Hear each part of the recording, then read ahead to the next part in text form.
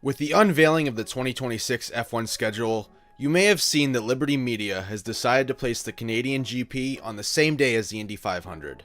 Sure, there's always been an F1 race the same day as the 500, but always in Europe, meaning that the two races never went head to head. But this time, F1 has placed a North American race in that slot.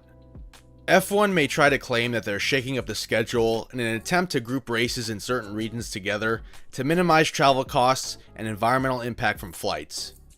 In previous years, the Canadian GP would be held during the European season, and it was odd to cross the Atlantic in the middle of the European stretch of races. This issue was only made worse when Miami joined the calendar, creating a scenario where they hop back and forth 4 times in as many races. I understand what they're trying to do, but placing Montreal on that specific day is entirely intentional to draw attention away from the only IndyCar event that gets mainstream attention. The Miami GP is slated for May 3rd, which leaves a 3-week gap until Montreal on the 24th. Now, Miami to Montreal is definitely a doable back-to-back, let alone having a 3-week gap. Really, Montreal should have been held on the 17th. Scott Mitchell-Malm in the race states, "One factor is that having Miami and Canada too close together could risk the events competing with each other, which was a similar concern in the past with Mexico and the USGP at Austin, although in that case the two places are in greater proximity. I'm not really sure Miami and Montreal will be competing for the same attendance pool of spectators. Placing it on May 24th is for attention, nothing more, nothing less. Doing so allows it to draw attendance and TV eyeballs away from Indy.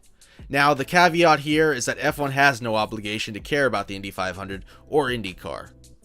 F1, especially in the Liberty Media era, has been about growing the business and the spectacle of F1, not necessarily doing what might be best for race fans who enjoy multiple forms of racing.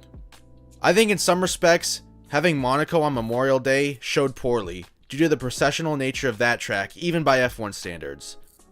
Placing Montreal, a track that has been known to throw up several entertaining races in the last 15 or so years, provides F1 a chance to offer a more thrilling on-track product than usual. In any case, it has become painfully clear that F1's decision making is starting to parallel that of NASCAR's in the early 2000s, when it seemed like everything would be awesome forever and they could just take from racing fans in the pursuit of growth.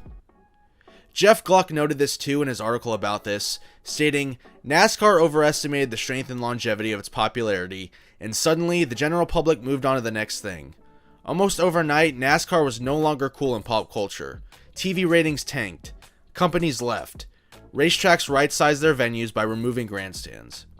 You have F1 dropping classic European tracks for street tracks in new markets, just like how NASCAR dropped longtime venues in the South for cookie-cutter tracks in bigger markets." Gluck goes on to say, "Liberty Media reported the sports revenue rose to $3.65 billion in 2024. The summer blockbuster F1 movie starring Brad Pitt will be released in late June. The series just struck huge deals with Disney and Pepsi. Brands and celebrities alike are falling all over themselves to be associated with F1. Well, at least F1 hasn't come up with some playoff system. Yet. This is why IndyCar, now more than ever, must commit itself to fixing the on-track product. Until the introduction of the hybrid components, IndyCar racing in the current era was always about all-out action. It really was the only thing IndyCar had going for it over F1. This year, we're already in June and there are more different race winners on the season in F1 than there are in IndyCar. That's not an encouraging stat, although Alex Palou's dominance should be celebrated. I wonder what the reaction would be if F1 could put on another season like 2021, or even 2010 or 2012, while IndyCar produced a boring runaway championship. In my own observation, it feels like the growth of F1 in the US has stagnated from a viewership perspective. Still more popular than ever, and brands are diving into new sponsorships with FOM, but it has slowed down. Meanwhile, we just had the highest viewed Indy 500 since 2008, thanks in large part to a concerted effort from Fox to correctly advertise and market the race in the month of May. IndyCar has needed strong marketing and has lacked that more than anything.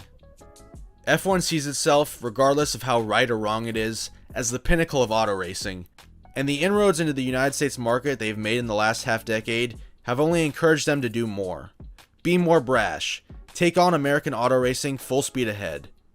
Time will tell if the move was justified or if it backfires spectacularly. Let me know what you think in the comments below. Thank you for watching, and I hope to see you in the next video.